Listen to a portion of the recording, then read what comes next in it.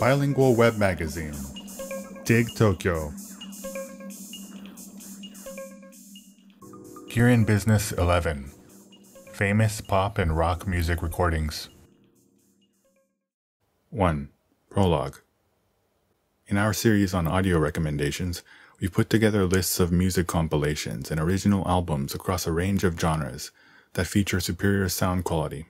So far we've covered quality CD recordings, classical music and jazz compilations, pop, rock, black music compilations, world music and EDM compilations, J-pop and Grammy compilations, classical music and jazz albums. To experience great sound under a modest budget, we recommend listening to these albums on the kind of sound system we covered in Gear and Business 5. This all begs the question, what is great sound and what is a quality audio recording? Generally speaking, there are two ways to look at this. From the listener's perspective, good sound quality is about music that sounds easy on the ears. Easy on the ears can also mean a range of things. Recordings that don't grate on the ears, recordings that don't fatigue the ears, recordings that sound rich and refined, recordings that don't demand too much of the listener. For some listeners, good sound means music that exists comfortably in the background without demanding your undivided attention.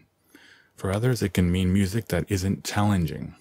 A lot of high-end audio equipment is designed to produce sound that is easy on the ears. In many cases, sounds in the recording that are deemed undesirable or too noisy are removed altogether. By contrast, for professional musicians and sound engineers, those who produce music, or audiophiles, good sound quality refers to the way music has been recorded or mastered in the studio, or the way it is reproduced through speakers. A good quality sound recording faithfully recreates that sound that those who produce the music heard in the recording studio. That all depends on microphone positioning, sound quality, dynamic range, resolution, the sound image, and more. A high sound quality recording captures everything from the highest sounds to the lowest sounds being produced. Dynamic range refers to the range between the quietest and the loudest parts in a music recording. High resolution recordings allow you to make out different instruments clearly. For example, when you listen to a song you love on a good sound system and realize elements of the song you had never noticed before. Finally, sound image refers to the way music sounds when coming from stereo speakers. For example, with the vocals out in front, the guitar coming out of the right side, and the bass coming out of the left. A high-resolution sound recording might sound as if the musicians are playing right in front of you, but it does not necessarily mean that the music is easy on the ears.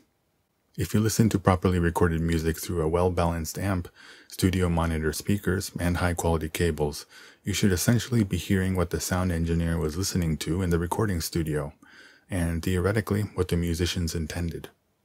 On the other hand, if you're listening to the same music out of your built-in laptop speakers or the earbuds that came along with your smartphone, the quality of the recording means very little, and at some point it becomes questionable that what you're doing can truly be characterized as listening to music.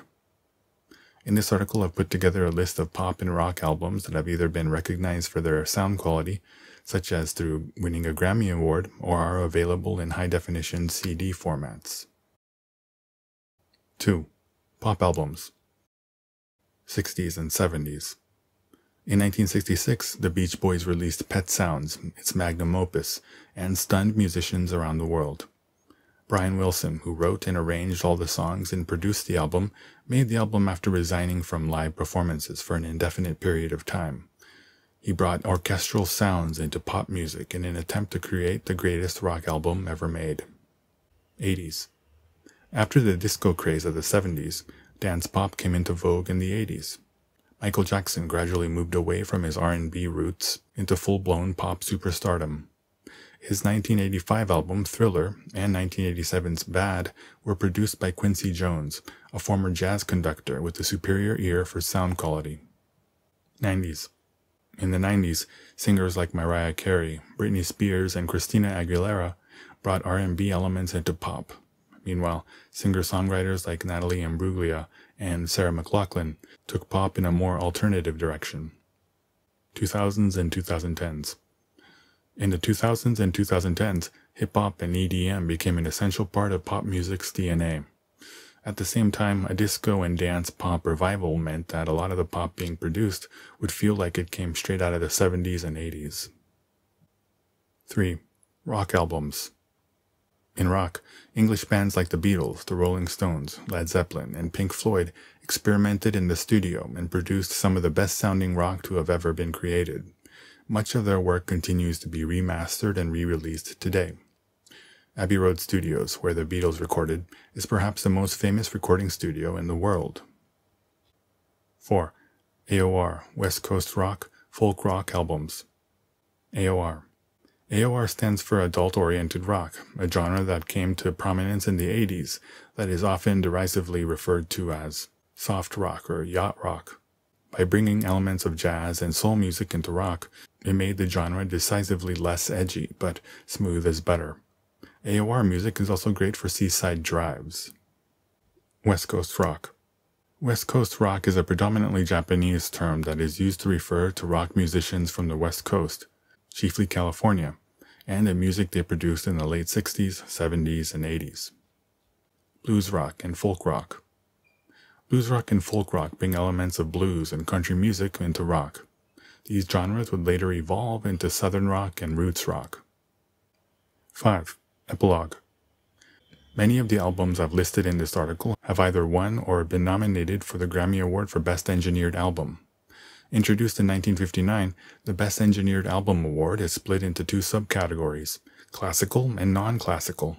As this distinction suggests, no one is more particular about sound quality than fans of classical music. That should come as no surprise. Classical music has a significantly older history than pop, rock, blues, R&B, folk, or jazz. It is classical music that has driven many of the important developments in music recording and playback technology. There's even a story about how CDs have a recording capacity of 74 minutes because Sony president Olga Norio wanted to be able to fit a recording of von Karajan and the Berlin Philharmonic performing Beethoven's The Symphony No. 9 in D minor on one disc. Today, some CDs have a capacity of 80 minutes. Looking at the nominees for the non-classical subcategory, it's immediately clear that the majority of the albums are not pop or rock, but jazz.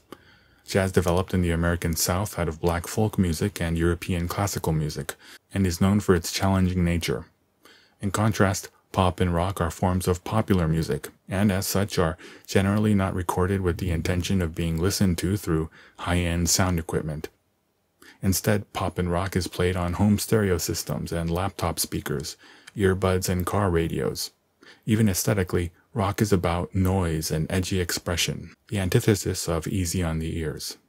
Still, there are pop and rock albums that are highly regarded for their sound quality. In the 60s, bands like the Beatles and the Beach Boys experimented in the studio until they had just the sound they were looking for.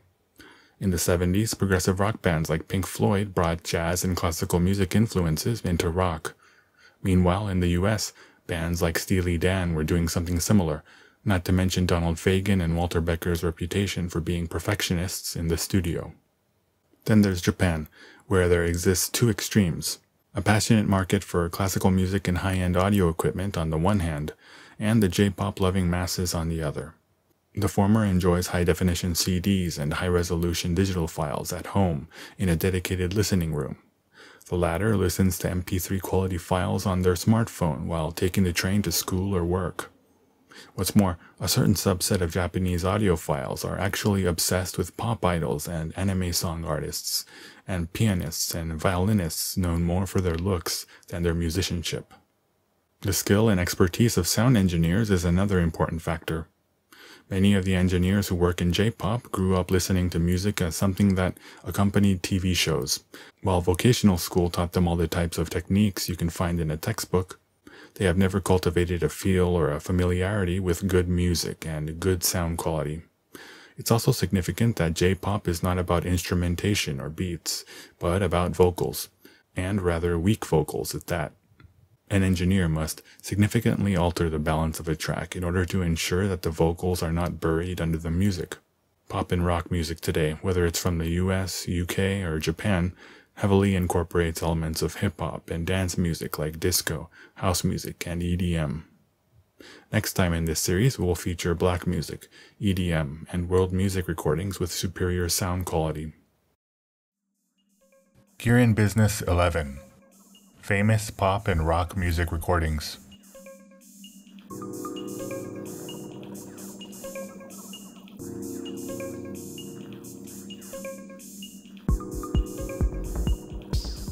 www.digtokyo.jp.